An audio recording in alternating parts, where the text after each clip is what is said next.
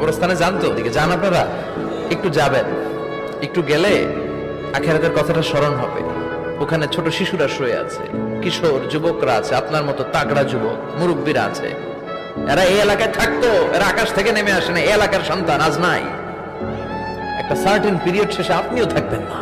This is the nature of life, this is the circle of life. ছোট্ট শিশু হয়ে এসেছিলেন, শৈশব, কৈশোর, যৌবন, প্রৌঢ়ত্ব। আগে ছিলেন সিঙ্গেল, বিয়ে করে হয়ে গেলেন ডবল।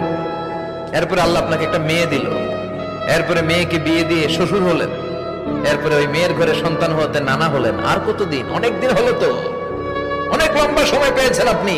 Think about that.